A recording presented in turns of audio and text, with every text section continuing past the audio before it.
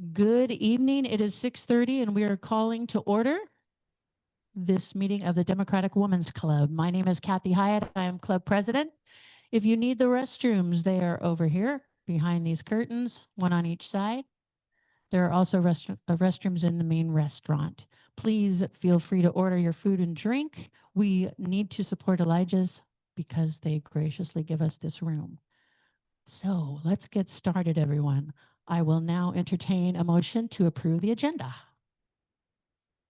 It's been moved and seconded. All in favor, members only, please say aye. Any opposed? The agenda is approved. All right, we are going to move on to candidate comments. If you are a candidate running for office, please come and line up for me. All right. We're matching over here. Wait, get Michelle up here and we'll be triplets. Thank you so much. Let's do 2 minutes. Oh yeah, I'll keep it short. We have juicy agenda. We have a juicy agenda here. So good evening, everyone. I'm Nicole Crosby. I'm running for San Diego City Council District 2. And that's to represent everyone in Claremont, Ocean Beach, Mission Beach, Point Loma. Hear myself in the background. And Midtown. In Midway, excuse me. I have been representing the people of the state of California and the people of San Diego as a deputy city attorney. I was elected by my colleagues and my neighbors to be the president of Claremont Town Council. I'm the president of the Holmes Elementary School PTA, where my daughter is going to become a 3rd grader in August. Yay. No problem. This is much better. Okay, I'm an elected delegate to AD 78. I was also a DNC delegate for the 51st district. What's really important to me is that we create affordability and target a plan to make sure that we have families stay in our neighborhoods. If we can't have families stay in our neighborhoods, we don't have schools, we don't have businesses. That means we lose jobs, like good, great neighborhood, important aspects that make our community so good. Transportation needs to be affordable, accessible, and omnipresent. It needs to be there. Growth is essential and inevitable, and we need to make sure that it's smart, and we are focused on making sure that people in our neighborhood can access that. Public safety spending needs to be focused on reducing crimes and working with victims, target gun violence, hate crimes, and make sure that kids are protected in our community. So I'm also here to make sure that we can restore confidence in government. As a public servant my entire career, it's been really important to make sure that people's voices are heard and that they are relayed. So please join me, Nicole, for San Diego for next election, 2026. Thank you, Nicole, and thank you for running. All right, Michelle Krug. I love her hot pink. That is so kind to blind people because I can see it. Michelle Krug, your regional director for Assembly District 77, 78, 79, and 80. I do want to make sure everybody is aware that we have a virtual e-board meeting coming up. If you go to cadem.org, everybody can attend 80% of the things, like all the caucuses, standing committees. You'll be able to get links and be able to just attend free of charge. The other thing is that the party has endorsed this recall in East County. So anybody that we've missed who possibly lives in Scott Eckert's district, which is District 2, I've got a map. Please come see me or Erica or Andy, anybody that is working on this, because we really need to get this man out who has fired all the counselors, all of the librarians, taken away money from the mental health because he's afraid that it's going to turn kids gay. He's bad. Thank you. Thank you, Michelle. Guess that was candidate adjacent. All right, any other candidates? We have one on, Mandy's on Zoom. All right, go ahead, Mandy. Let's get you spotlighted first. Hang on one second. Hi, Good evening. I'm Mandy Havlick, and I'm running for San Diego City Council District 2. I want to be your neighbor at City Hall. I'm a mom, a Navy wife to a disabled combat veteran. I'm Indigenous and a proud Democrat. I've spent years working on behalf of this community, advocating for traffic safety, protecting our coastline, and supporting sustainable, responsible growth as the first vice chair of the Peninsula Community Planning Board. I'm running to bring community-centered leadership to City Hall. My priorities are clear: building truly affordable housing for working families, providing real strategies when it comes to addressing homelessness, preserving our natural open spaces, and improving pedestrian and bike safety while holding the city accountable to its climate action goals. I believe that good policies should reflect the real needs of our neighborhoods, not be written behind closed doors or pushed by special interests. I want to represent you, and I'm committed to leading with integrity, transparency, and action. I'd love for you to join me at my next campaign event on Saturday, July 26th from 3 to 6 p.m. at a home in Point Loma. It'll be an inspiring afternoon of connection and purpose. I'll put the link to the event in the chat. Let's build a stronger, more inclusive, and community-powered District 2 together. Come join me with bringing the community back to City Hall. Thank you, Mandy, and thank you so much for running. We will have candidate links in the follow-up email after this meeting that will come out either tomorrow or the next day. All right, any other candidates? Anybody on Zoom or in the room? We have elected officials or their representatives up next. If you are an elected official or a representative, make your way up. I will be very brief. We have an exciting evening tonight. My name is Cody Pedersen. I am board president at San Diego Unified. I'm also running for the State Board of Equalization, where I've served for the last 2.5 years as chief deputy. And Nancy says to speak slowly, but I also have to make haste quickly because we have a big night. I just want to, I can talk later at some other time about my candidacy, but what I'd like to talk about very briefly is San Diego Unified and what we've done. We really came out, I think we're probably the first district in the region in December. Following the election, we came out with a very stringent policy around not allowing ICE on our campuses. We developed a protocol for our staff and our front office to understand what the rules are around that. If ICE does not have a federal judicial warrant, they are not getting on our campus or obtaining any student information. I will say as a caveat, that's the top line, but as a caveat, we are going to have to organize, and I say this not as a board president now, but as a citizen, we are going to have to organize citizen response groups, because the truth is, I cannot instruct our staff to not let ICE on campus if they have a federal judicial warrant, but I will tell you right now, it would be a catastrophe to allow ICE onto our campus. So to be clear, I am not instructing staff to do anything in violation of federal law, but as citizens, we have to recognize that that would be a complete catastrophe. So what we do as citizens in order to prevent that from happening is a separate question. We can talk offline about that. What I will also say is we had a 2.5-year process in which we developed student outcome focused governance goals. We fought with we had Council of Great City Schools come and do the consulting work on that. They told us what they thought we should have goals as, and we said, no, we want social emotional wellness goals. They said, no, there's no criteria for that. We don't have no one in the country's done it yet. We said, we don't care, we're going to do it. They fought us for 1.5 years. We finally came up with our #1 goal is social emotional wellness. It is the foundation of all student achievement and growth. I say as a father, I'm a single dad. When you pick your kid up, you hope they learned science and math and reading and everything else. But in the end, they need to come home, period. They need to come out. And when they come out, you want them to be happy. You want them to feel like they belong, like they matter, that you want them to have strong relationships with their peers. That is an order of magnitude more important than anything else. Okay, that's my time. Okay, we've done a lot of other stuff. I'd love to come sometime and talk about San Diego Unified. Maybe I can bring one of my colleagues like Shayna Hayes and we can do a talk about that. Thank you so much. We would love to have you. Thank you, Cody. All right, any other elected officials or their representatives, please come on up. Any on Zoom? No. All right. I think we better shorten these to a minute if you're good with that. Susan, can we do a minute? This actually, come over here with me, sister. her and I are working together on something that is going to help our East County, South County area. And I wanted to invite everyone that lives in that area, or even, coming to this water conservation garden that we have on the Cumaka College campus.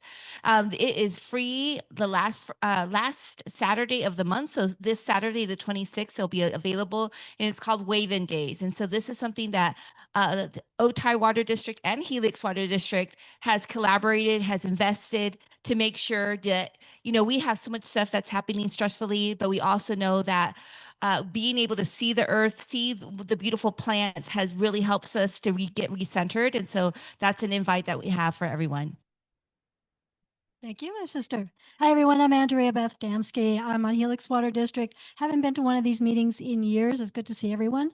What I wanted to mention, since Cody was talking about ice raids, is conversations I'm having with our general manager about some of our large construction projects, which are top areas for ice folks to kind of hang out and try and snag people as they're coming into work in the morning. So raising awareness in East County that this is an issue that affects all of us and all of our communities, and we need to protect our folks when and where we can. Thanks. Thank you both. Hello. Hi, I'm Ann Crosby. I'm a Miracosta Community College trustee, and I just wanted to let you know that we are really seeing the impacts of the raids on our community colleges. We're looking at more than $1 million because students aren't coming, because our foreign students actually pay more in tuition since they're not residents. So we're going to see a significant drop in the tuition rates that help us pay for the students who are local. So that was a significant impact. In addition, we are seeing students who wanted to actually stay here, who would normally go to their home country during the summer months, who were desperate to find housing because they were concerned that they wouldn't be able to get back in addition to millions of dollars of grants that we'll lose. So the things that are happening are significant, but mostly I just wanted to tell you that diversity, equity, and inclusion is alive and well at Miracosta Community College. We will not back down. Thank you. Thank you so much, Ann. All right. Any other elected officials or the representatives? All right. Seeing none, we will move on. We're going to have a forum tonight. As you all know, there is a vacancy in the San Diego County Democratic Party chair position, and we have two candidates running tonight. We have Sara Ochoa and Will Rodriguez Kennedy. If you could both come up to the stage.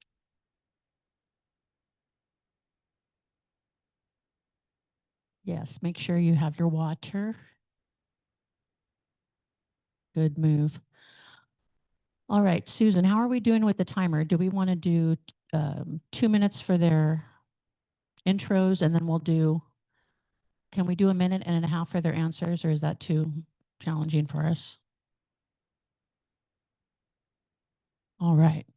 Thank you both for coming. We really appreciate it. I guess this is the first forum, the first of several that are already scheduled. Fantastic. So we're going to get started. Let's turn the mic on, and we're going to get started with 2-minute intros. We'll start with Sara. And as soon as we get the clock reset, we're going to get going on the format of let me go over the rules real quick. Just make sure that everybody's on the same page. All right. Opening statements are going to be 2 minutes per person. The answers will be 1.5 minutes per question. And at my discretion, there will be a 30-second to 60-second follow-up. Closing statements will be 2 minutes. The timekeeping is going to be visible. We'll rotate the questions with each round. There'll be no interrupting other candidates or the moderator, no personal attacks or false accusations, and the audience must remain respectful. Please, no heckling, cheering during or after answers. We'll save our applause till the end of the event. All right, those are the agreed upon rules, and we will get started as soon as Susan gets the 2-minute timer up. And Sara, you're welcome to begin. All right. Thank you all. Thank you, Kathy. Thank you, Democratic Women's Club. Thanks to our timekeepers and everyone here. I'm Sara Ochoa. I'm running to be the next party chair for the San Diego County Democratic Party. I have served in the South area as the vice chair for 5 years. I've lived in San Diego all over the county for about 30 years. I raised 2 older children. Now they're in their 20s, mostly as a single parent. Enjoyed in the early years the support of programs such as SNAP, and found my first job that helped sustain my family through Medi-Cal to work, and really experienced what folks have lived through. My oldest child developed asthma because we lived in a moldy apartment in Point Loma and suffered from that for years. So some of the things that inspired my activism came from being a parent to them, but also through the environmental movement and seeing that if you care about the policies that impact your neighbors, you need to get involved in local politics. We've got a lot of activists that are fired up and showing up and marching in the streets, and they recognize that they can't just sit on their couches and expect that democracy will be fine. We need to cultivate a culture of activism within this party. We need to harness the energy at this moment. My first club meeting here, different location, but of this club, was the first meeting held after Trump was elected 8 years ago. And I came together with women who were engaged in calling the party into some reform at that time. And from that time, we have helped implement some of those changes. And I've been a steady leader through a bunch of tumult through the South area and through our party history. I think we need that kind of steady leadership at the chair level, and to connect with our communities and become the party that our voters expect us to be, and live up to the challenges of this unique moment in history. Thank you so much. All right, let's wait till we get the timer. Are we ready? All right, you may begin. Hey everyone, my name is Will Rodriguez Kennedy. I'm running for county party chair. So I am from the South Bronx, AOC's district, one of the poorest congressional districts in the country. I came to San Diego by way of the United States Marine Corps, and it was kind of a bumpy way out.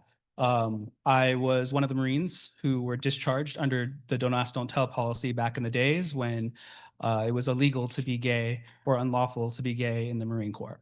And so that got me out. I got lucky. I served in 2 combat deployments, and so I was honorably discharged. But that led me to be homeless. It led me on the streets, which is the experience. Well, in my car, and which is the experience of a lot of our veterans.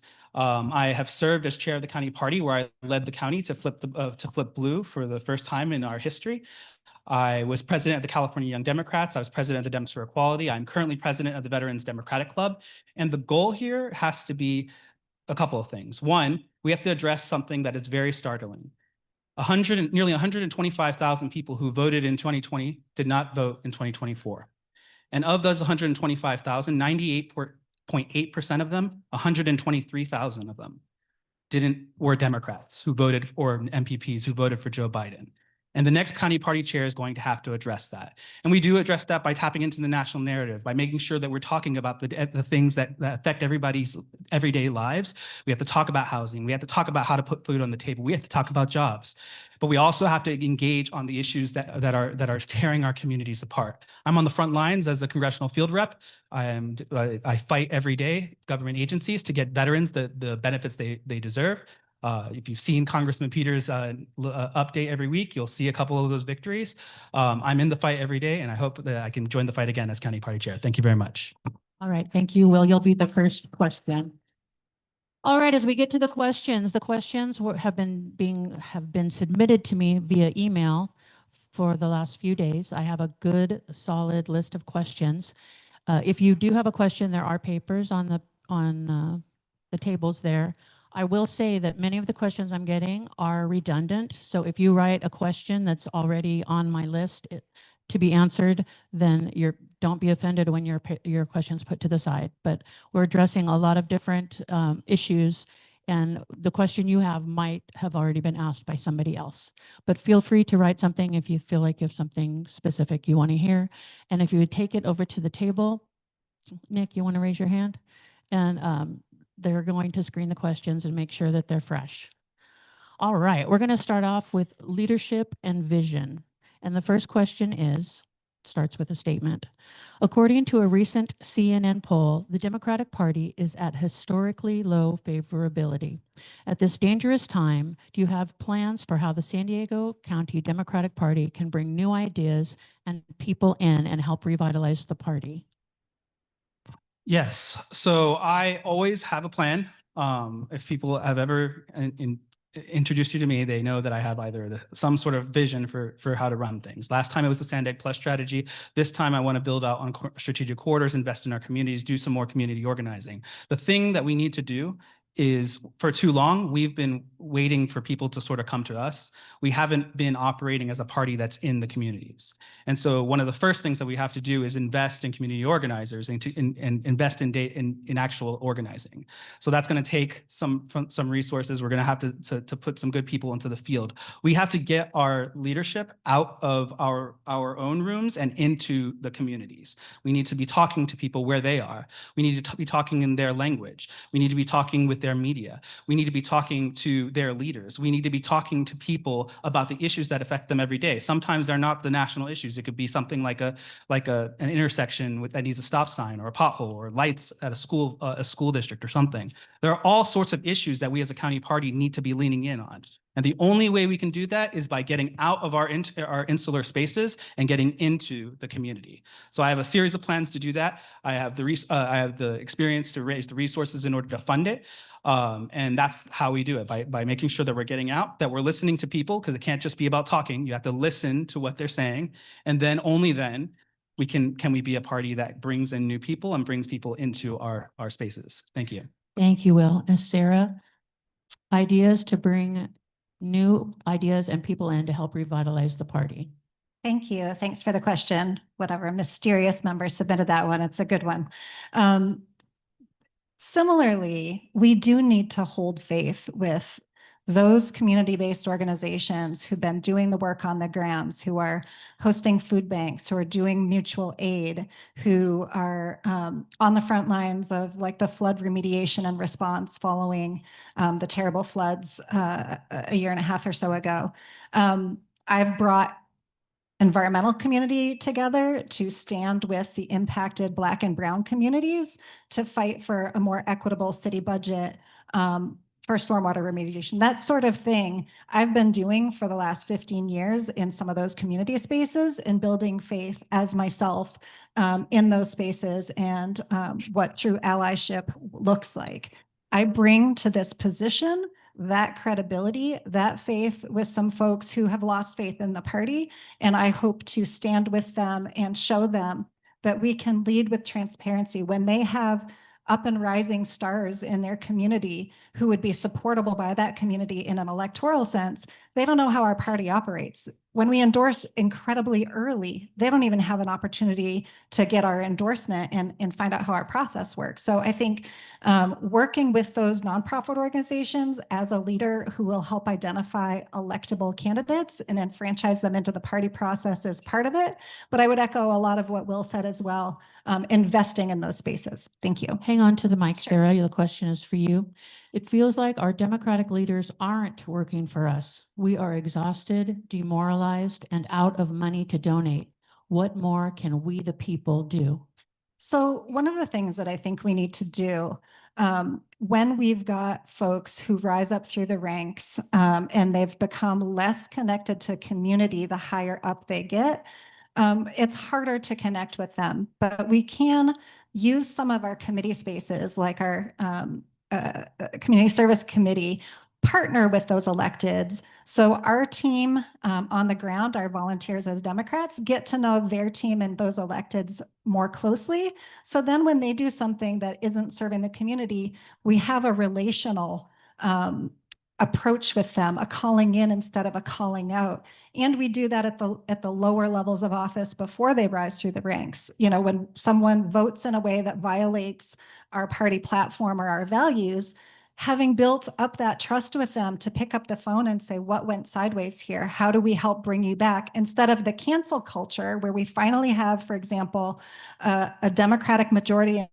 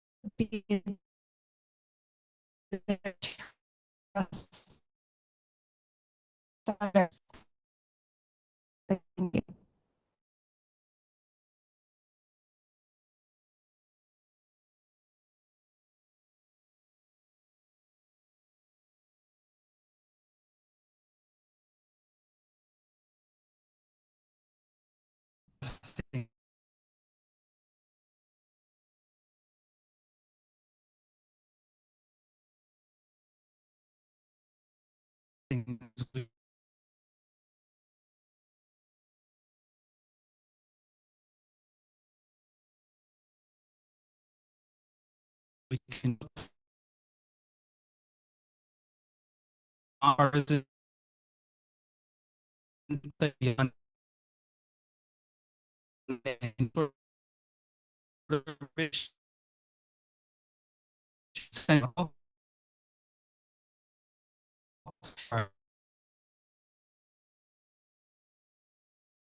administration at the local frame and by being able to get making look away higher all there are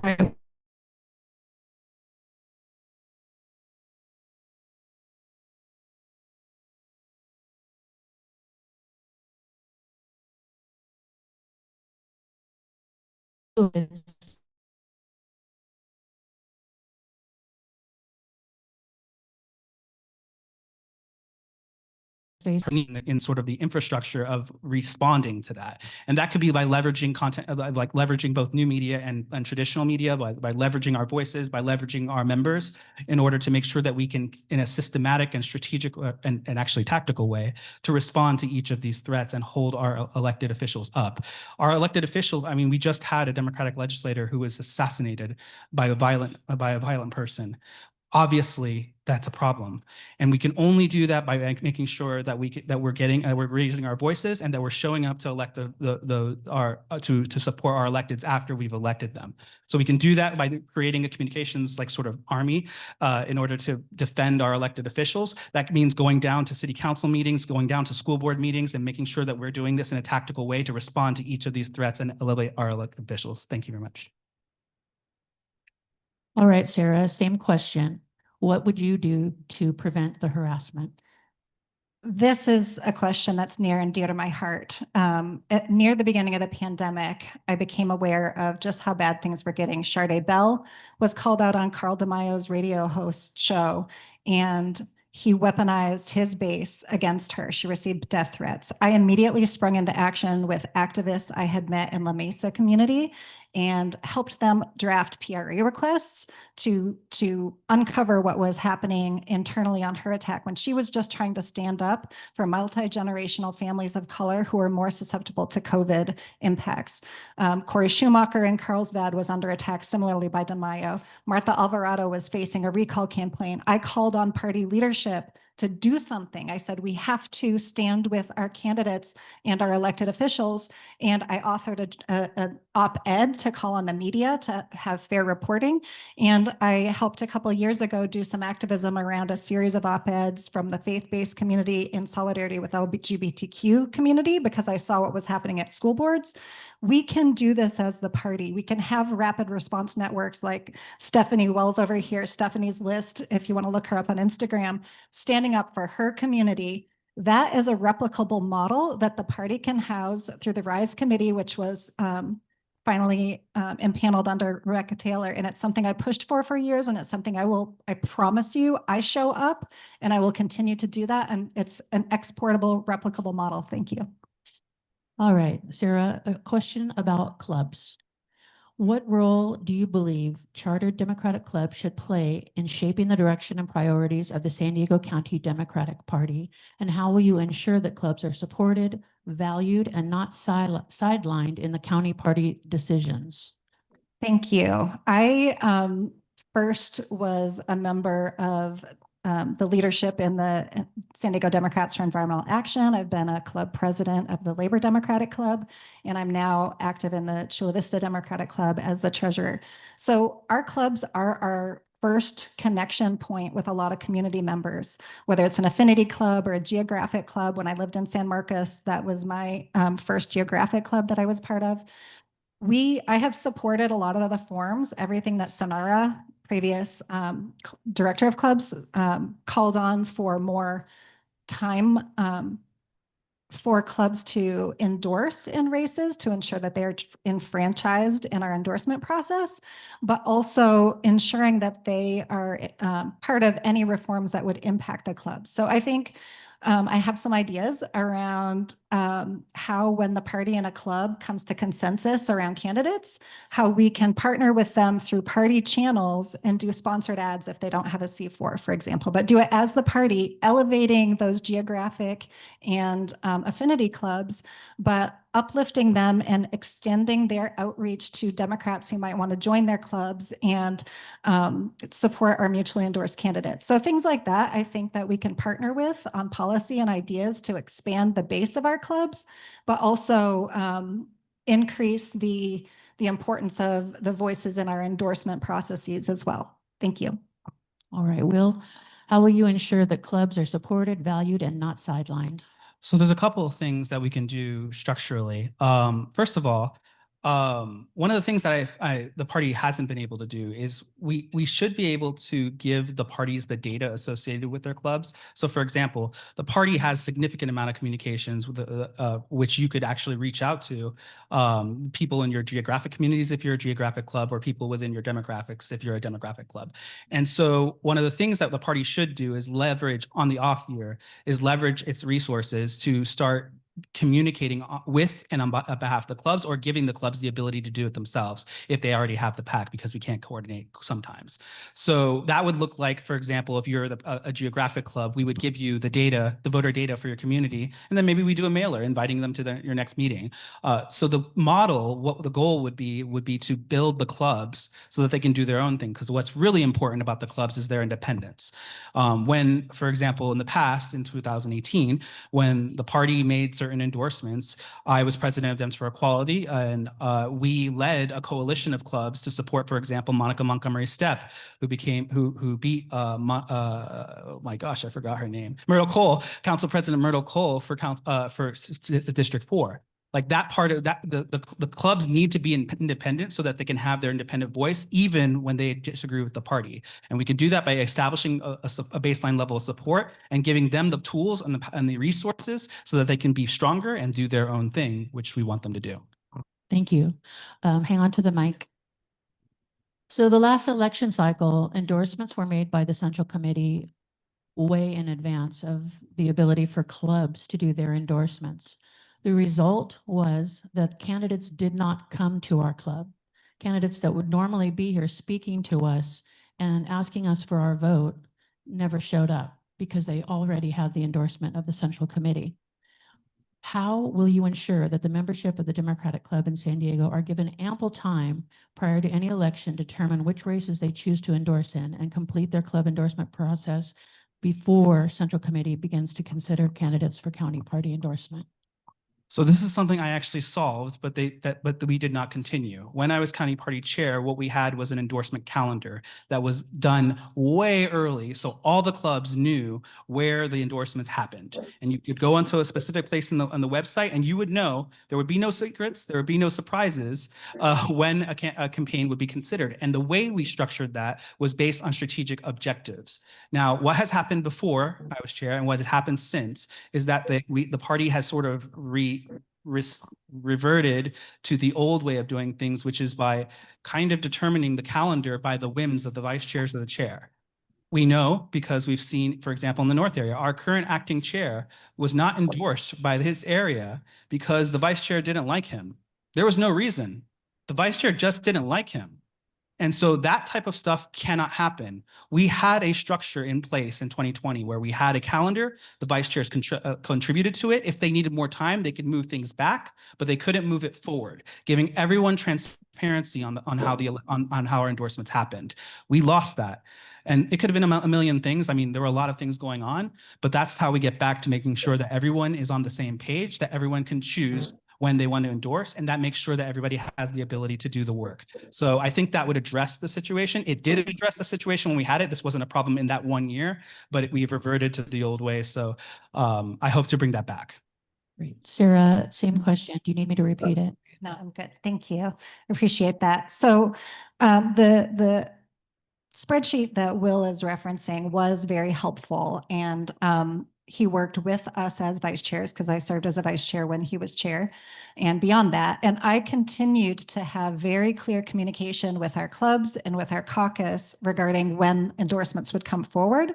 I also would check in with the affected unions because we have a lot of shared values with working families. And if it's a school board race, we want to know where teachers and the classified staff are at as an information point, because we're going to go back to those unions and ask them for money to help our program and uplift all our candidates, right? So with that and with clubs, the clubs are the grassroots of the party, and we do need to make sure that we have clear and explicit information and we don't endorse too early. And that includes friendly incumbent endorsements, right?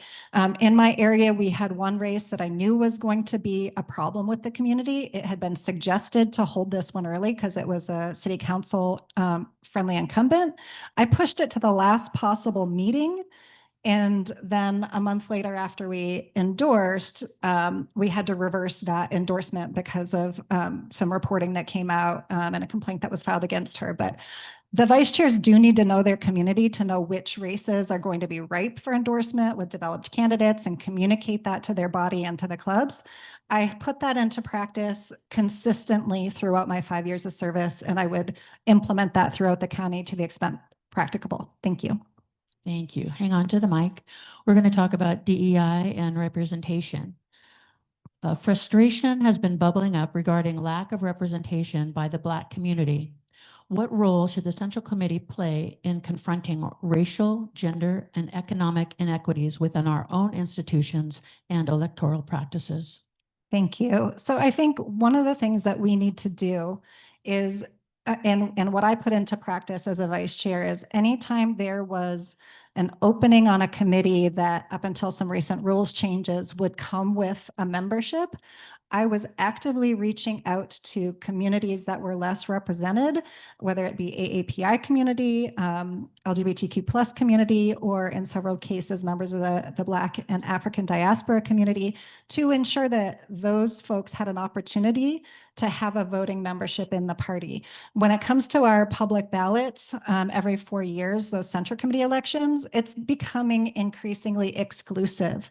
And I don't have a solution at the moment. There are some things that I've worked on with some community members that I think we could implement at some time, but that would go through the admin committee as far as expanding upon community representation with full voting memberships at the Central Committee. I can't overpromise something before the party is willing to do it, but I can tell you that I supported the first Black man to serve as vice chair of the South Area Caucus. I supported him, tried to recruit him to run a couple of years ago. He finally was willing to serve serve for a partial term and ran again. I was the campaign manager for now Vice Mayor Marcus Bush several years ago. Through the COVID pandemic, I utilized resources shared with me by other members of the Black community active in national and local politics. So it's the kind of thing that we need to continue to do. And I have some more ideas on that, but out of time. Thank you. Thank you. Will, you need the question? Well, first we need to measure it. So what we did do previously in the party is we had a survey that actually addressed the diversity of the Central Committee. We haven't done that in a while.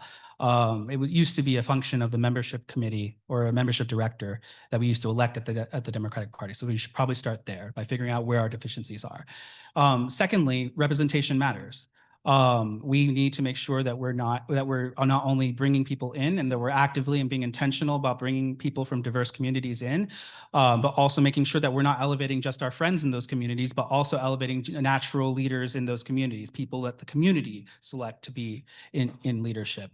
But in addition to that, you also want to make sure that we're not holding space like when we need to like elevate people who are parts of communities that are under attack. I think one of the things that we could do is we can start, well, first of all, there are a number of ways we could do that. The reason we have associate memberships was specifically for this purpose. It was not for the committee gaming where they like start voting on different things. The purpose of the e-board associates was to empower new people to work on the central committee and then to have a voice in our candidates. That was a reform that I tried to push in and that has been abused lately. So, and then also it's important to note that I'm a veteran, a member of the Latino community, I'm a member of the African diaspora. I have a very diverse, and the LGBT community. I check a lot of boxes myself. So I would hope that we make sure that we're elevating leaders from those communities who are currently under attack in all ways right now. Thank you. Thank you. I have a couple of yes or no questions. Susan, we won't need the timer for these next couple of questions. The first one, Will, this will be for both of you. Do you believe the party should recruit the best possible candidates for races? If so, would you support possible postponement of the election for party chair until we have conducted a robust, transparent, and inclusive candidate recruitment and vetting campaign? Yes or no? No. Sarah? Yes. Yes or no? Do you commit to in-person hybrid meetings so people can join remotely and also meet in person for the Central Committee? Yes. Yes, if John Laughlin will help. That's a good caveat. Yes, that too. All right, the next question. Candidate support, election, and strategy. I believe it's Sarah's turn. In the last cycle, we lost the Encinitas City Council, and Democrats across North County, San Diego are bracing for an influx of extremist right-wing PAC money targeting our city and school board races. How do you see the party showing up in these hyper-local but high-stakes contests in North County? And more broadly, what is your vision for how the County of San Diego Democratic Party can strengthen grassroots organizing and support local candidates as a frontline defense against the far right? That's not a yes or no. No, that's not a yes or no. Thank you. That's a minute 30. Thank you. Go ahead. So yes, in this last cycle, I think Encinitas had a wake-up call, but it didn't come without warning, right? And part of it has been the lack of consistency in our party leadership, right? We've had, once we conduct this election, 4 chairs in fewer than 4 years, and party staff has done a great job. Our community has shown up, but we haven't done the sustained activism thing, right? Like Go Team gets activated every 2 years. We should be calling and saying, there's an attack at your school board meeting next week. Can you call your neighbors that you just knocked on their doors 6 months ago and get them to show up and support our candidates? That's what some folks are doing, right? We've got people up in Fallbrook. We've got people in Encinitas. We've got LGBTQ community members that are standing up when our trans and queer youth are under attack. But the party needs to invest in that sustained activism as the party, right? And not only do it every 2 years or as an afterthought, but again, cultivating this culture of activism where we are supporting those community members and training them up for how to go and show up for our electeds, and then getting them more invested, because those are also our future candidates, right? Like they're going to learn how to show up and learn how to get invested and learn about the structure of our meetings.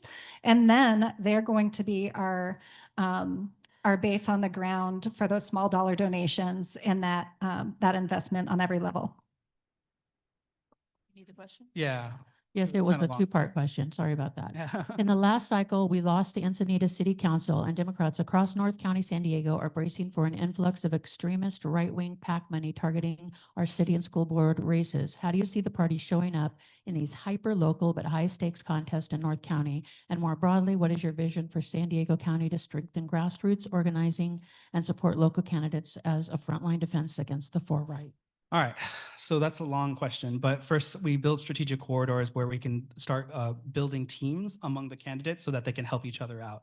We have to make sure that as we use our member comms program, as we use the investments in the higher level tickets, that we are able to take some of those resources in order to bolster our down ballot races. We can do that through member communications. In addition to that, we could do more work in terms of slating with our mail and with our communications, with our called paid field, all that stuff. So we can create economies of scale to balance the tides.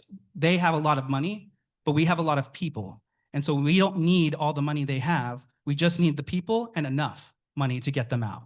So that means we should be investing in organizers. We should be using our team building and strategically leveraging our resources together in order to counterbalance the influence of that dark money.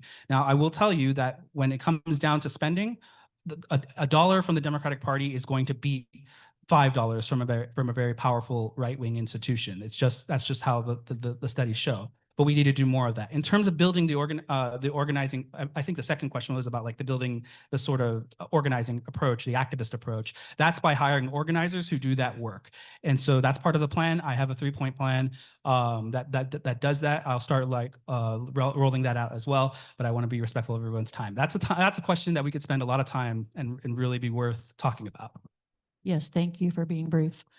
All right, we're going to go on to some party questions. These are like nitty-gritty party questions. Many members feel excluded from decision-making in Central Committee.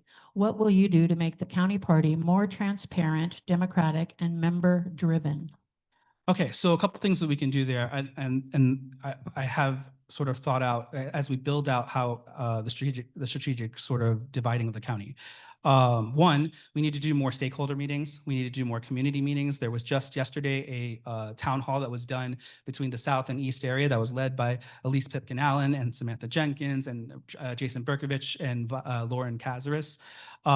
We have to do more of that. I think we should be doing that in targeted communities, but also in as many communities as we can. When I was chair, we were in the middle of a pandemic, so we couldn't do as much of that, but we did have a community voices program where we were bringing different communities together to discuss different things that were challenges for the community and how the party could be more supportive. So we have to do more of that as well. We also have to do a little bit better of job of like getting people's like sort of opinions filtered up into the central committee so that it doesn't become an insular group, so it becomes less of an insular group.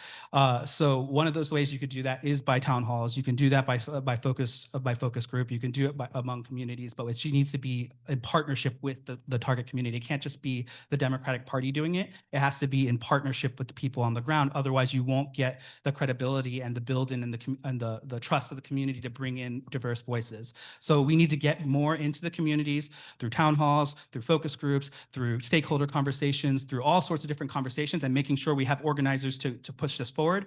And that's how we do it in a strategic way. Thank you. Sarah? Kathy, will you repeat the Of question? course. Yeah, thank Many members feel excluded from decision-making. What will you do to make the Central Committee more transparent, democratic, and member-driven? Thank you. I appreciate that. So one of the things that I've done in my leadership is painstakingly taking the time to make sure everyone knows what they're voting on. Like we have a bunch of new members of the Central Committee and they haven't ever had the benefit of an in-person Central Committee meeting, or like I still picture us in the IBEW 569 hall when we're having our Zoom meetings. For whatever reason, I can go there, but folks don't have that, right? So making sure that we are holding all of our business in public as transparently as possible. Whenever the e-board, or in rare cases, the central committee, is going to go into closed session, that should be extremely rare. It should not be something that raises the concerns of our community. We have to build trust with our own community here, as well as the external community, because if we're mad internally, it's trickling out to everyone else as well. So we need to hold faith with our own membership, and then not take offense when people are criticizing us. Like, it's not personal to me that the party is a subsection of society that structural racism exists out there and in here, and we have to work to be anti-racist. And if we shy away from those conversations, we're never going to be the party that lives up to its values, and we're not going to model for the rest of the world what we should be. So having those conversations in good faith, and then implementing changes, taking those to our new platform that's coming up, and making sure we do find ways to further diversify our body. Thank you. Thank you. Sarah, how would you ensure financial sustainability for the party when the Central Committee is seemingly unwilling to address audit questions that have been asked since 2024? Thank you. So I feel like that is also a two-part. I am also hoping that that audit comes out. I was on the e-board and never saw a copy either.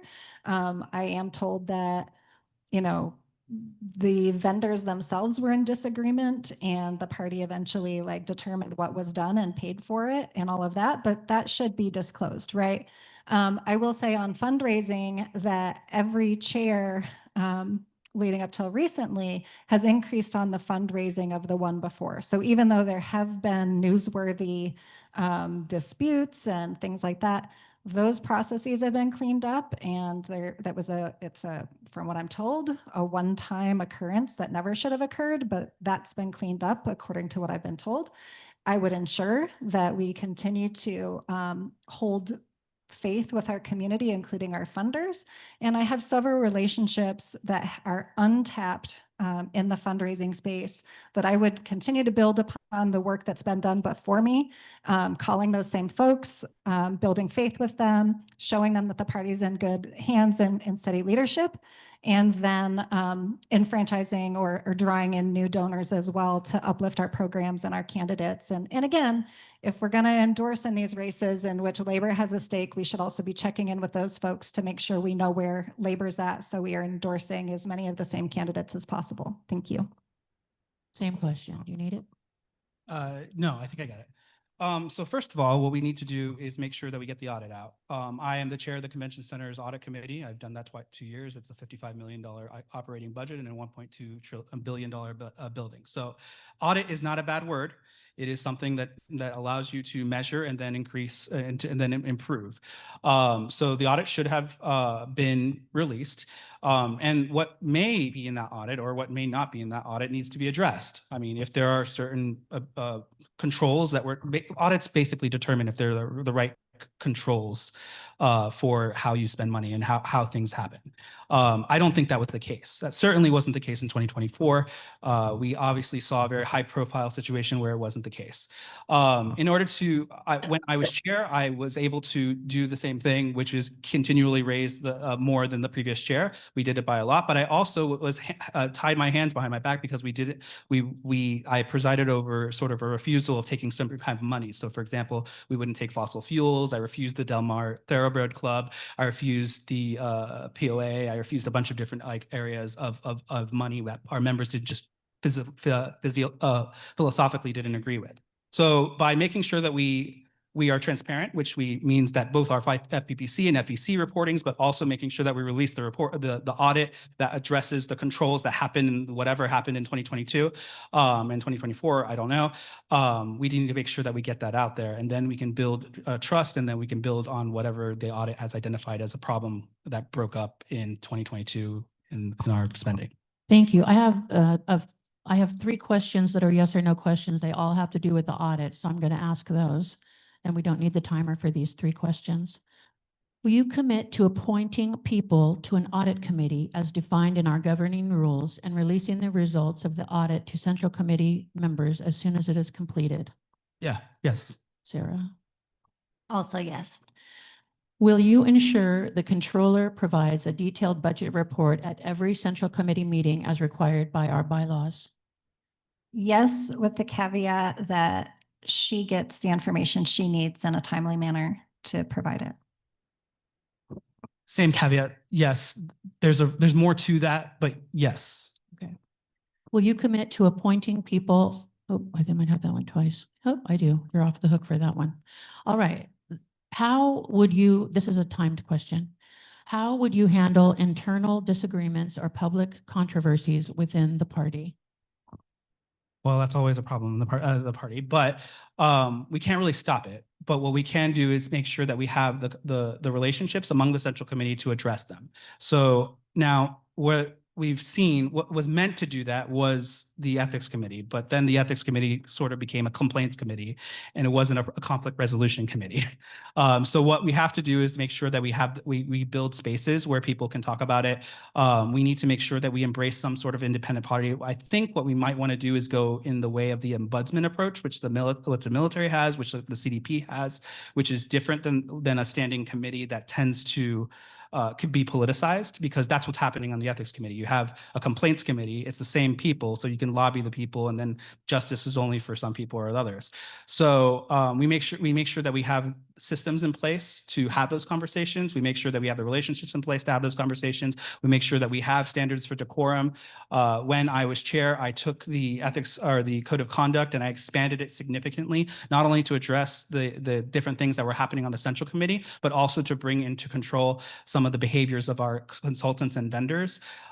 We saw a significant amount of like malicious rule breaking or malicious compliance to the rules, and in order to like game the sort of endorsement system, which led to like basically a very corrupt sort of approach.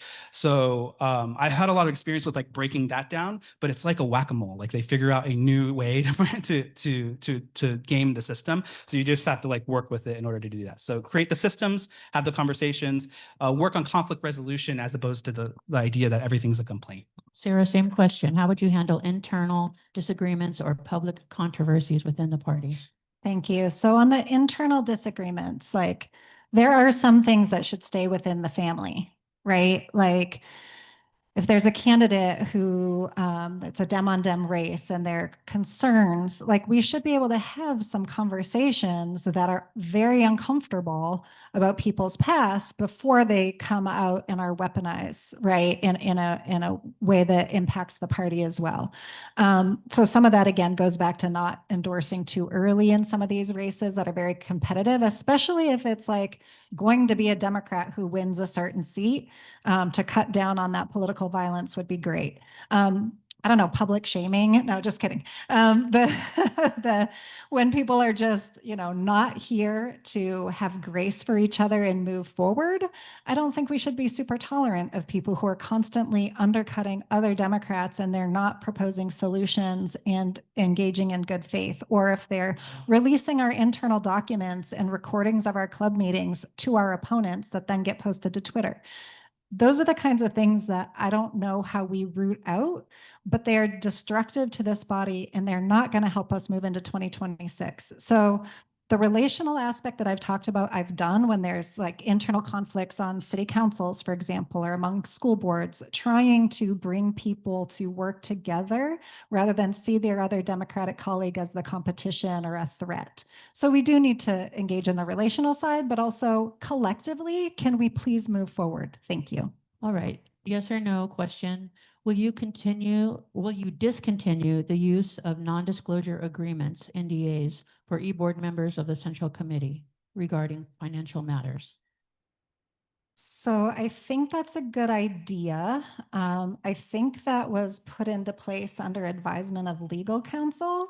So I'm not going to promise to do that until like we check in with legal counsel. I think that the current NDA, the last I saw it was maybe a year or so ago, maybe longer.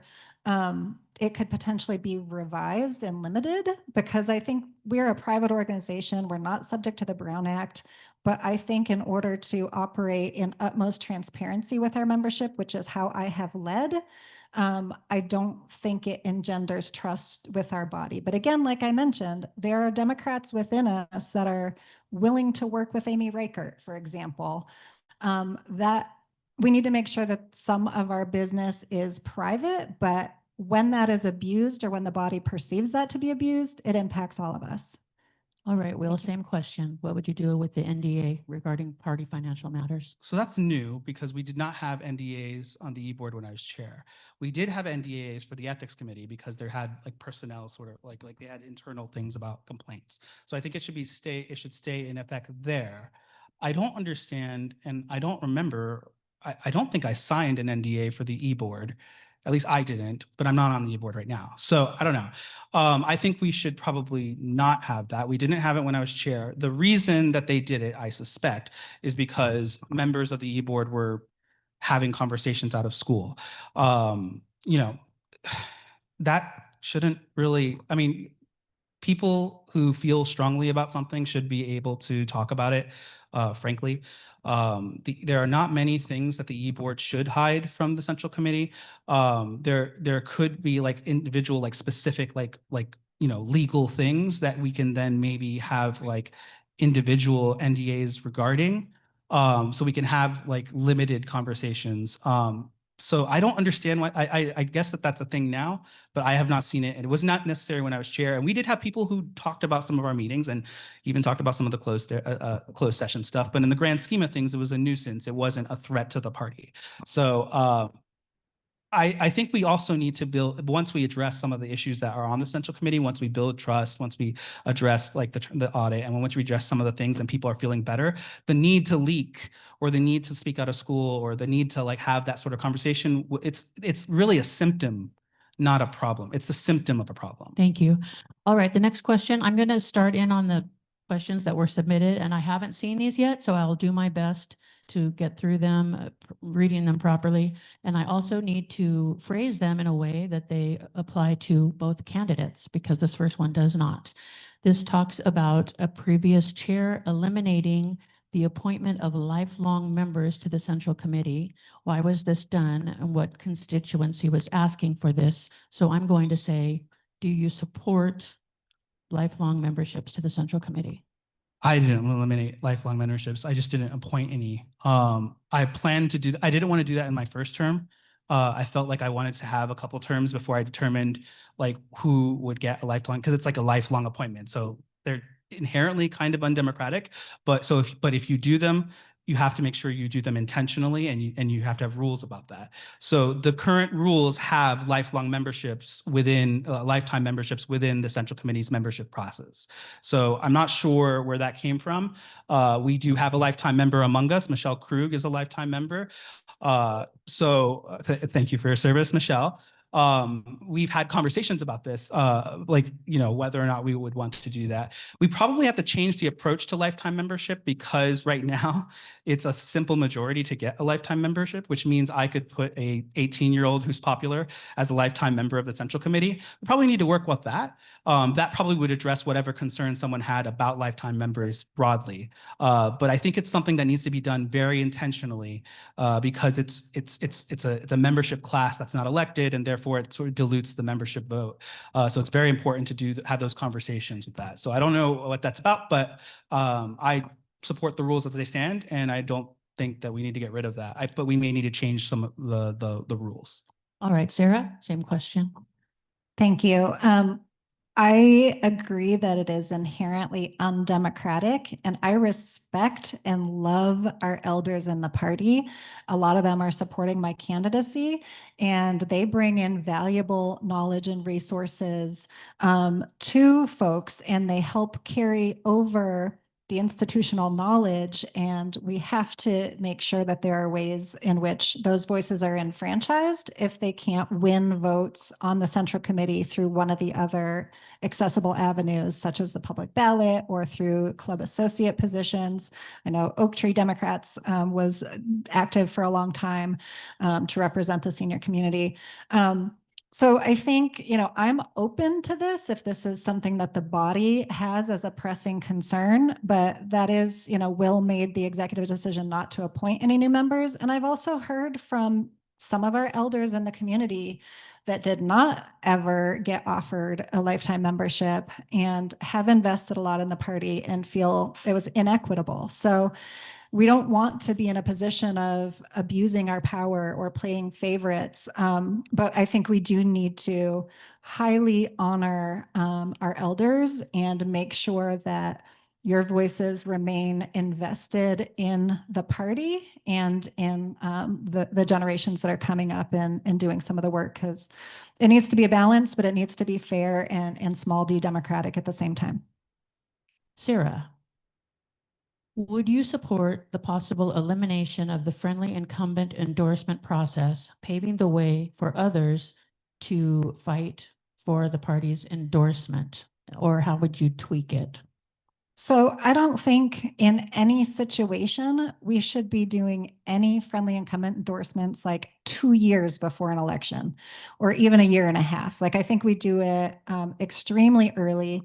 However, getting through approximately 500 endorsement considerations throughout the county each cycle is a lot of burden on the areas. We have those endorse-a-paloozas after the close of filing, and those are like rugged, 6, 7, 8-hour meetings because we're able to, on the strategically critical and the friendly incumbent endorsements, to stagger those over the course of 4, 5, 6 months. So I think there's a balance. I do not support completely eliminating it, but I think we should, like in my area, I would make sure if there were other Democratic challengers, even if it was a popular Democrat who was up for a friendly incumbent, I would personally spend like an hour on the phone with a Democratic challenger to make sure they understand our process. Like, you're up against a steep hill. Here's how you read our list. Here's how you call the members. Here's if you want to try to go at the party endorsement, here's who you need to contact and how, and then let them do the work if they're going to. Nothing against our friendly incumbents, but to make the process as fair and transparent as possible. I don't think we do it too soon. And I think we make sure we're communicating with all candidates proactively. Thank you. So the friendly incumbent process is something I wanted to reform, and I did start reforming. First of all, I do not believe in the blanket friendly incumbent where there's no sort of review of our elected officials. The only way, one of the ways to build sort of camaraderie and solidarity with our elected officials is by holding them accountable. So when I was chair, we instituted a questionnaire for our friendly incumbents. What it asked in that questionnaire was, one, how have you been involved with the party? How are you staying involved? How does your community constituents connected with you? What have you accomplished in your term? What do you still have to accomplish? What are your challenges? It asked things about the actual effect of doing the job. We need to be able to do that with our elected officials. We did that, but it was a lot of work. So so I don't support just getting rid of the friendly incumbents for many reasons that Sarah actually expressed, but I definitely support more review of our candidates. Also, in addition, one of my reforms for the county party, when we had the friendly incumbents passed, one, they could do it whenever, but in addition to that, they didn't have to invite any Democratic candidate who was challenging those friendly incumbents. I passed the rule that required that clubs and the party must invite Democratic candidates who are challenging incumbents and give them an opportunity to speak. That was not done before I was chair. That was a reform that I led. So I have a lot of ideas about that, but the one thing that really made it difficult is that it became such a large project that it was hard to keep on doing, which is why they stopped doing the incumbent questionnaire. Thank you. Sure. Well, I'll give you a chance to respond as well, but the candidate evaluations committee that was reviewing those questionnaires, I was attending those meetings for South area, but it ended up falling to staff to grade those questionnaires from our incumbents, and it was overly burdensome. I just wanted to give people more information on that. So against my wishes, the party changed that that process of the more robust review of our candidate questionnaires. And like I felt like it worked great in South area. It was just really difficult and time consuming, and trying to get people to understand that when you sign up to be on this committee, you are committing to doing a bunch of work. And unfortunately, it did end up falling to staff to create those questionnaires. And sorry, there's some feedback. Distracted. Is somebody unmuted? Sorry. Anyway, that was it. I just wanted you all to know, like, I very much agreed with what Will instituted, and I was actively engaged in it. The areas didn't want to do that work for whatever reason, but I think it's something we should be doing with those who are willing to do the work. Do you have comments to add to that, Will? Yeah, so that's exactly what happened. The reality is that it was a great idea. So I tried to create like as small as a questionnaire as possible and small grading. I had the idea of like report cards, right? But that became really burdensome work that staff ended up doing because the volunteers couldn't keep up with the capacity. So we have to figure out a way to make it both as limited as streamlined as possible, while also we could expand the staff a little bit, and that might actually help a little bit. So I do agree that we need to create more review for our elected officials, but in a different way. What are they doing? What do they want to accomplish? What have they had challenges with? They need to give us that feedback so that we can then address some of those problems. If they want to do something in the next term and they're telling us on the front end that they want to do that thing, that becomes the content that we need in order to promote in the next cycle. They like 60 Democrats have decided that they're going to build more housing. Then we can lean in on that. Obviously, that's an obvious thing, but I'm just saying. So if we use those sort of metrics to survey our incumbents, it's not just a review, like a grade review. It's actually a constructive element for the Democratic Party. That's why I reformed it, and that's why it was a great idea. Apparently, we all agree on that. We just have to make sure that we reinstitute it, and I have some ideas on how to do that to make it a little bit more streamlined. Thank you. New question. I have a couple of fresh questions in here that I would like to get to if we have time. All right. How do you feel about elected officials such as city council members and Mayor Gloria being on the central committee when they don't attend on a regular basis and no action is ever taken? Is that fair? Should they still be able to run for central committee? Oh, well, it's not fair. So the elected officials who run for central committee have to abide by our attendance policy. That's just a cost of doing business if you're going to run for central committee. I am hesitant to tell anyone that they can't run for something. That's just not in my ethos. When it's just not something that we can tell people to do. We live in a democracy. Unfortunately, the electeds feel that they need to run for these positions for whatever reason, and they are put together on slates and things like that. So I don't think we can prohibit them from running. We can make sure that we enforce our standards and we enforce our rules. So there is an attendance requirement. And I'm sorry, if you're a mayor or a council member, you have to adhere to our rules, that just like everyone else. That's the type of thing that I would like to do. I did make it that way for our partisan electeds, but it was on different things. They still can't do the attendance because they're usually in different places. So there are some like if someone has a meeting on the other side of the country. Well, the other problem is that a lot of the like part-time councils, they do their meetings on Tuesdays. So we have to figure that out because that's a problem. If we have a structural prohibition from allowing them to participate, or we're just pushing them off because they just can't. So they have to consider that, but we make it fair by enforcing our rules for everyone, regardless of their rank. Sarah, same question. Thank you. So I've had some dialogue with some of our members and candidates who didn't make it through in this most recent 2024 Central Committee election around potential reforms on this.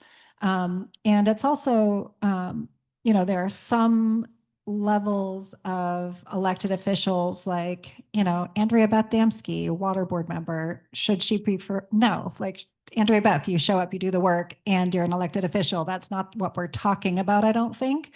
There are some people who are just trying to lock in votes for their next endorsement, for their next either reelection or climbing, running for higher office. And they aren't interested in party building, but they're part of our community. And if they are showing up, and then they're connecting with us as those who are in the community with them, that could be a good thing. But I think that we could create a class of membership potentially. When you look at 6 people per assembly district, if 2 or 3 of those go to elected officials, maybe we look at the people who come in 7th, 8th, 9th even as regular grassroots community members and create a class of membership that's the equivalent. We could do that. And instead of 6 people per assembly district, when that was created, they couldn't even get 6 people per assembly district in most places. Now it's very competitive and very difficult to be reflective of the community. I would be interested in reforms like that. All right, new question. Sarah, we'll start with you. If you work for a popular elected official or a labor leader, how can we be sure your decisions and actions are supported by the community? So that's a tough one, right? And I've heard criticisms over the years of, staffers or campaign staffers even having votes on their bosses' endorsements or overseeing those endorsement considerations. We do have rules around disclosures, right? Or in a lot of cases, going back to the case of Marcus, since he's here, I'll pick on him. When I committed to being his campaign manager, I did not intend to run for vice chair, but I made it very clear to the body. We had the chair pro tem, vice chair pro tem run that endorsement consideration. I did my best to communicate with our other endorsed Democrat, like there's no favoritism here, like everything is equal, that sort of thing, right? So I feel like we do potentially have an optics problem with the rest of the community, but also we are a politically active body.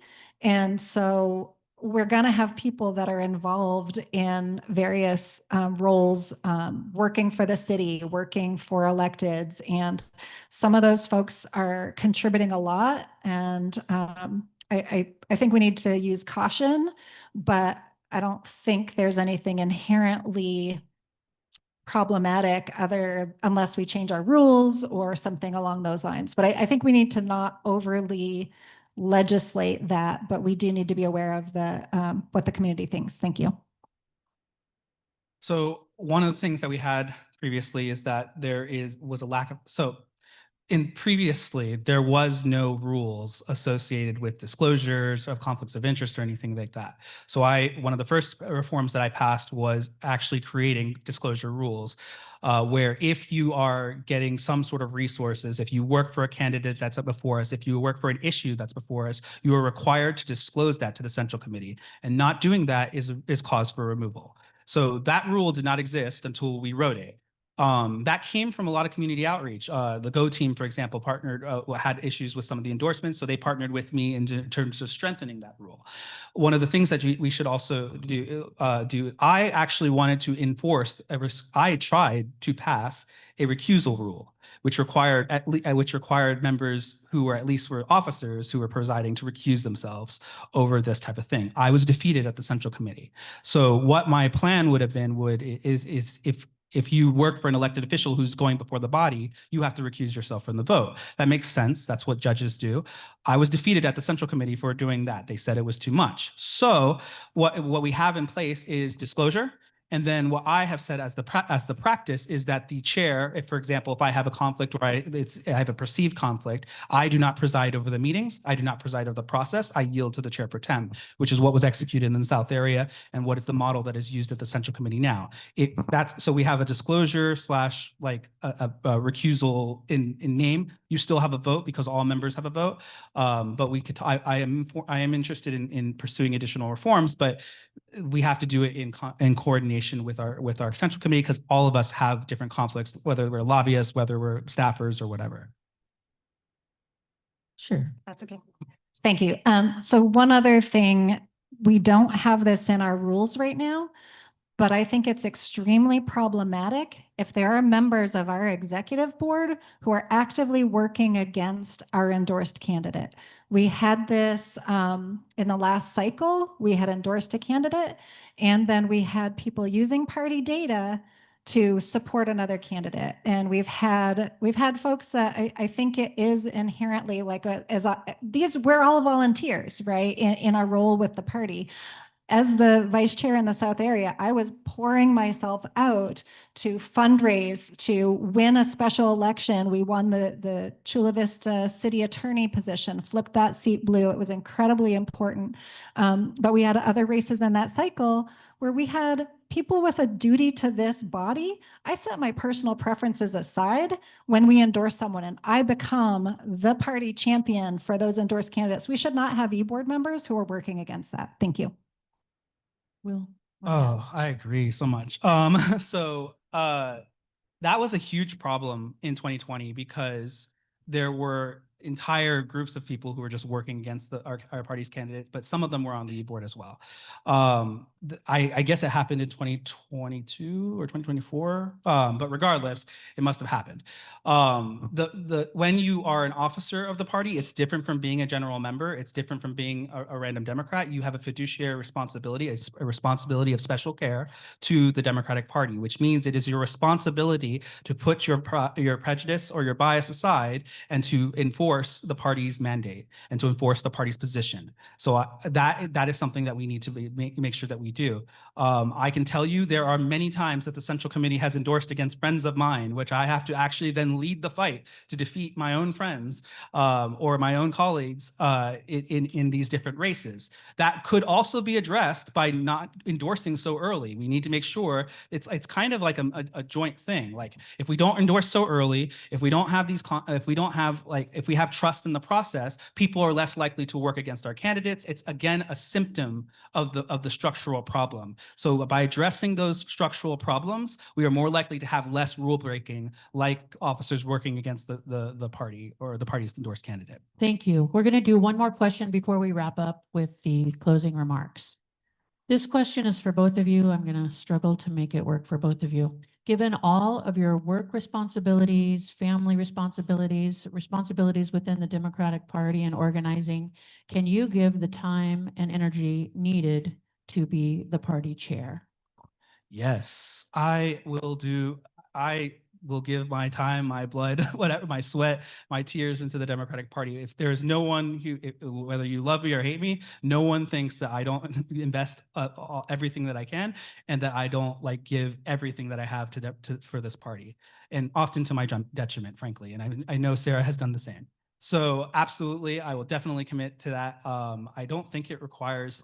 I would say one of the things that's important is that we have to start, a lot of these things are overlapping. So we have to make sure that we do good with time management. Another thing, one of the things I will tell you that I would advise whoever is chair is that we need also take the time for self-care, because there's a lot of people burn out and get in trouble, get hurt basically, or sick.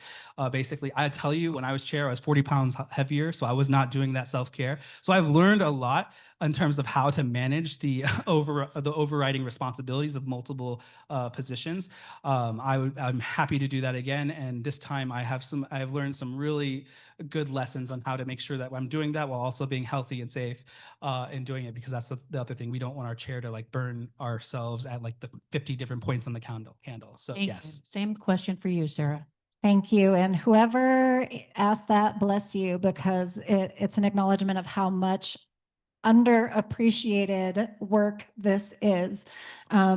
In my role as vice chair, I was putting in the work of a chair around those election cycles without the support of party staff, other than just some very minimal. I was doing it all, planning canvases, promoting it on social media, designing text bank and social media campaigns, and then not limiting the time that I was spending on the phone with people who would want to talk for an hour at 9 p.m. So if y'all are calling me and I'm chair, you get maybe 15 minutes depending on the day. And I will be balancing this role with my role as a parent. My little one starts TK this week, and she's more important than any of you, but she's also why I'm doing this work. My children are why I'm in this work, but that also does mean it needs to be sustainable, right? I realized I can't do it all alone. This has to be a community, us, big tent moment where we all come together. So I promise that I will be doing this. I'm going to be living, breathing it. I am passionate about this work, electing the down ballot candidates who are the shining stars, helping elect Paloma Aguirre as mayor of Imperial Beach, then supporting her from day one for supervisor. That's that right there. That's what keeps me going. And that tapping into that joy and taking time for my yoga and a glass of tea here and there and holding those boundaries like Will talked about is critical. And we should expect that of all of our leaders. Thank you. Thank you, Sarah. You started the opening comments, so let's have Will start the closing comments. And this will be 2 minutes, please, Susan. We'll just give her a moment. All right, you may begin.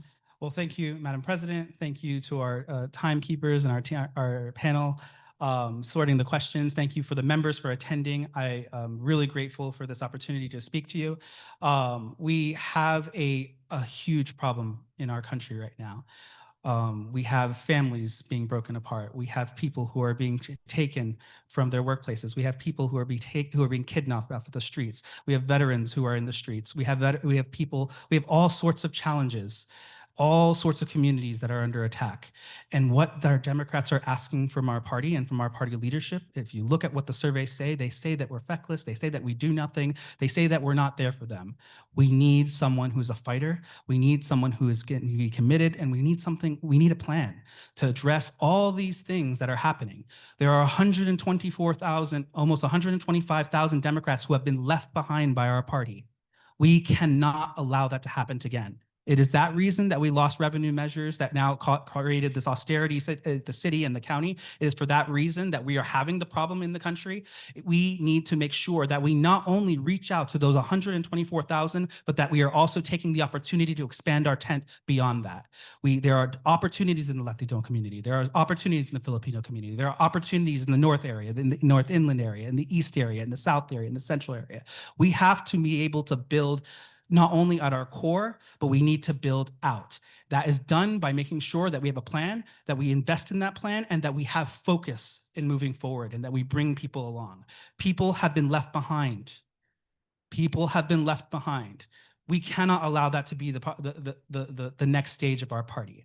I think that I have the experience to do that. I led our county party to do that work before. I am well able to do it again, and I hope that we can do it together. This is not about any one person. It's going to be about teams that we bring together. It's going to be about communities that we are bringing together in order to execute this work. So I thank you. My name is Will Rodriguez Kennedy, and I'm running for chair. Sarah. Thank you. Thank you, Kathy. Thank you, team, Susan, everyone.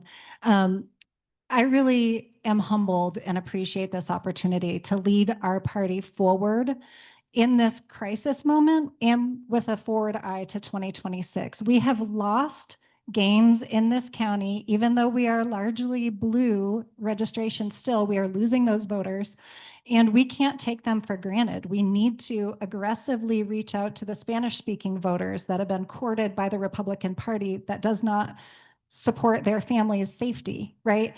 We have to stand up for the transgender community and like the most marginalized. We can't fall for the fake rhetoric of the other side that makes our communities less safe, because someone you care about will be targeted next if we don't do that.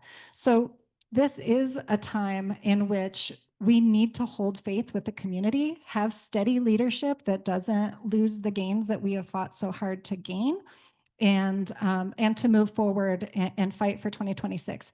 So I just want to say I am so grateful to those that have endorsed me so far. You can go to saraforchair.com, SARAFOR chair.com. I'm proud to be endorsed by Congressman Mike Levin, by Senator Catherine Blakespear, by our new supervisor-elect Paloma Aguirre, Vice Mayor Marcus Bush, Mayors Esther Sanchez and Allison Snow, the majority of National City and Chula Vista City Council, the San Diego Building and Construction Trades Council, IBEW 569, and several labor leaders and water board, school board, and council members throughout the county.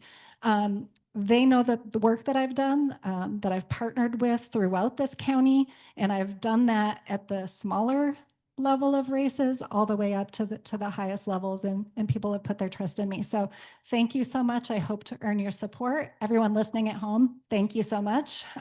Look forward to connecting with you all soon. Thank you. Thank you. We want to thank both of you for being here. Thank you everyone for your time and your great, great questions. One more round of applause for them and for our tech team.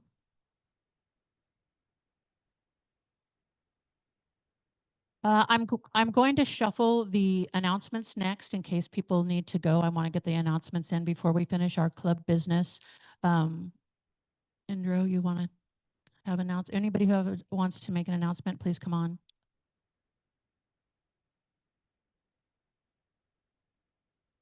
Okay, I'll be quick, everyone. Thank you, Democratic Women's Club, for putting on this forum. This was really amazing seeing both these candidates. I got a chance to speak here on API women and young girls who are being abused in our communities.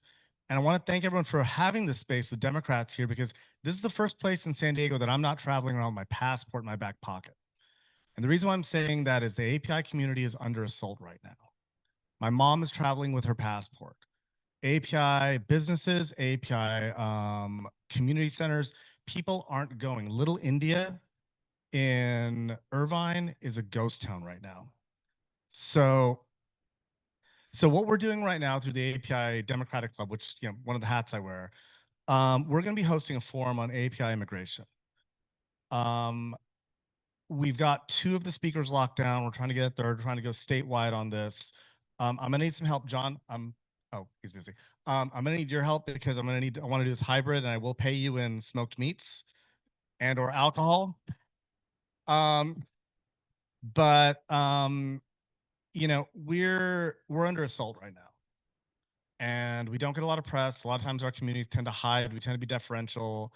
We tend to not be part of the political process. So again, thank you for that opportunity a couple of months back to speak here. The API community, the API Democratic Club will always stand with your club. But we need you to step up. And if you're an endorsed candidate, if you're a candidate running for office, I'm just going to throw this one out there.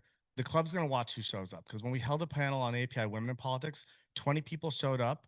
One of our candidates, Darshana Patel, had a video made of her and then used against her by a Republican for one of the answers she had. So we can't let this happen. So again, thank you so much. Again, I'll get out of your hair. Appreciate y'all. Susan, can we switch to 1 minute for these? Since we have such interest, if we could do 1 minute. I'm Stuart Gaber, and I am an elected official, but I only needed 5 votes, the county supervisors, to get my election. It's much easier. Anyhow, I sit on the County Behavioral Advisory Board, and I can tell you that because we regained our Democratic majority, the county is able to be more proactive on trying to deal with the expected cuts in healthcare and all the other services that our community needs. I'm also a commissioner on the senior commission there in the city of Encinitas. And I'll tell you, when Encinitas went red, significant changes occurred. We cannot let community office elections go south, go red, because it's a disaster and it only encourages them. And if plenty of examples, the mayor canceled our People That Homes program. We don't need it. Canceled the put the effort on law enforcement for the homeless. Canceled the fair housing opportunity stuff that we had going. It's a mess, and we got to take back that council. Thank you, Stuart. Thank you. My name is Erica O'Brien. I'm a La Mesa resident and a parent of a child who will eventually be in the Grossmont Union High School District. This is my friend Andy, who also has a child who's about to enter. And as Sarah stated before, we're one of those districts that is being targeted by the conservative right-wing agenda. We have a 4-1 conservative majority, and to be honest, they're just ruining our school district. You know, like Michelle said, they have eliminated all the teacher librarian positions along with about 100 other positions over the last 2 years. Yes. And so we're just here to ask for your support. If you live in East County, in La Mesa, Casa de Oro, Mount Helix, that kind of slice in the middle, we have petitions that you can sign to put Scott Eckert on the ballot for recall. If you want to come out and help us, we desperately need to gather about 9,000 more signatures, something in that ballpark. We're going to be having a meeting with on August 2nd at Harry Griffin Park. We're going to be doing some canvassing. So please come and find us afterwards if you'd like to help. Thank you. Thank you so much.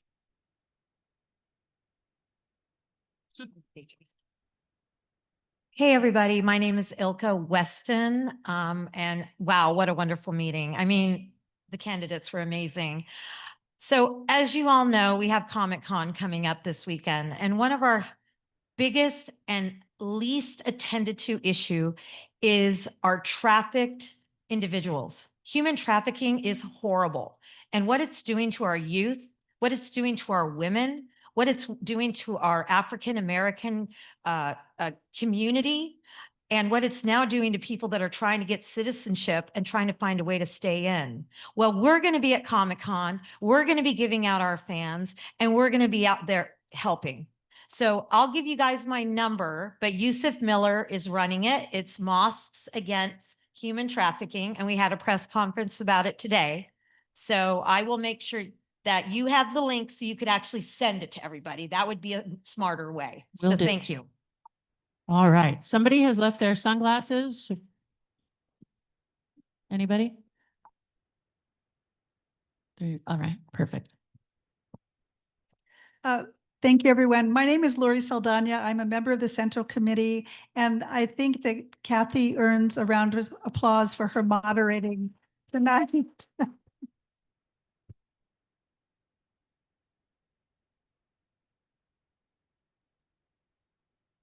How many of you were in the No Kings March? So now we need to transform that day into action, yes? And what I want to encourage people to do is on July 31st, next Thursday, to show up at the federal courthouse at 880 Front Street, where people who were arrested, detained for 20 hours without any access to representation, to let people know where they were by ICE agents. They were arrested in Linda Vista and transported down to the border. They are now having a preliminary hearing in federal court on Thursday morning, July 31st at 9 a.m. If you're able to go down there to do court support, to show up in support of American citizens who were simply protesting the ICE actions, they would very much appreciate having people show up and show your love and support for people who were just doing the American thing of protesting unlawful acts against people right here in San Diego. Thank you. Great. We'll have that information for you in the follow-up email. Hi, I'm Mike Indra. I've got a different hat on now. I'm the current president of the Democratic Education Alliance. And if you enjoyed this forum, which was fantastic, and you're talking to your friends and they're like, darn, I missed it. DemEd Alliance on the 27th, that's the last Sunday of this month, is doing another one. The candidates are going to be coming back. It's at 2 o'clock and it's via Zoom. So it doesn't matter where you are in the county, you can attend and be able to listen in. So I encourage you all to join us. You can find out the link at demedalliance.org. Thank you. Thank you. Thank you so much. Good evening, everybody. That was awesome. Forums are great. Access to knowledge is great. We're only a better party when we have, more knowledge and access points to knowledge. My name is Marcelo Ramirez. Recently, I'm part of the District 1 team at the county. Today is now transferring over into focusing our efforts in picking out our next leadership. That being said, I'm also a proud member of La Voz Demócrata, which is a Spanish-speaking affinity club here, chartered within the Democratic Party at the county level. August 11th, graciously, our two candidates for chair have agreed to a debate in Spanish. It'll be a Spanish language debate with translators available live. Obviously, we're going to be a little bit more, accommodating for our chairs and their Spanish, although it'll be very welcome. But right now, we're encouraging members of the community who are Hispanohablante. If you know folks, neighbors, things of that nature, please send them over. It'll be August the 11th from 6 to 8 p.m. at Olivewood home over down in the South Bay. But it's going to be for a countywide audience. So please bring your friends, neighbors, especially Latinos, Hispanohablantes who are very much needing to hear what the candidates are going to talk about in terms of their bread and butter issues, and in terms of, civility and how we treat our community moving forward, how to build class solidarity. So thank you so much. That way we can get the information in our follow-up email. All right, and if you do want the follow-up email, make sure if you're not a member and already receiving our emails, you need to sign in as a guest with your email so that I can add you to our mailing list. All right, real quick, we're going to do our business. Oh, look who we have. It's Hello. Jackman. Sorry, I didn't mean to skip over you. Go Oh, ahead. absolutely no worries. Yeah, I'm sorry I couldn't be there in person today. I just wanted to let everybody know we had a great July for parades this year with the 4th and Pride. It was super wonderful. And for those of you who do not know, I'm here on behalf of Congresswoman Sara Jacobs. The next thing we have is a finally get to do an empty chair town hall in Daryl Ice's district. We're doing it in Escondido on the 27th. Everyone who lives in that district has been long overdue for a member of Congress to acknowledge that they exist at the very least. So we're very happy to be there. And I can get info about the location and the time of that on the 27th to you all. There's also going to be tabling outside of that event are going to be, gosh, I think at least 4 or 5 folks who have already started running. We have a lot of Democrats who are going to be running this year against ISA in 26. Then there will also be a normal town hall, also in person, in our own district. And that's going to be on the 30th. We don't have a location for that one just yet, but I can get that information to Kathy as soon as we do. So thanks for coming, everybody. Thanks for stopping by, Jackson. We always appreciate it. All right. And do we have any business, new or unfinished, from the club members? Seeing none, let's move to officer reports. I do not have a report. Susan, do you have something? Nothing from Susan. Hannah, do you have a report? Elise, hang on, let me get you the microphone. You get the full treatment. I just want to thank all of you all who came to our meeting yesterday at the Space Bar in La Mesa. It was extremely well attended. I've had people call me and see when we're going to do it again.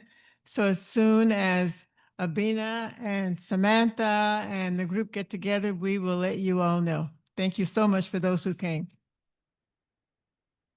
All right. I'm going to run over to our membership chair so she can report on the number of members. This is Patricia. I'll just make it quick. 107 members right now. Let's see, we had 3 renewing and 1 new member attending tonight. Thank you. And everybody make sure you sign in, because when it comes to voting for endorsements, your attendance counts. So please sign in if you're a member. All right, Beatrice, our treasurer. We have approximately $2,600 in the bank account. And thank you, Beatrice, for being our treasurer. We know that's a thankless job and we really appreciate it. Oh, looks like Susan has a report after all. Oh, our new members, can you raise your hand if you're our new members so we can welcome you? Elka, okay. Michelle, right there. She's renewed. And Stuart. All right. Well, welcome to all of you and thank you so much for joining. We really appreciate it. All right. If there is nothing else, we have reached the end of our agenda. Thank you all. Thank you to my fabulous tech team, Susan on the timekeeping, Nick, Hannah, and John. Welcome to Nancy and Derek Cassidy. All right, the Cassidys, welcome. Thank you for joining. All right, thank you all. Meeting adjourned. Get home safe.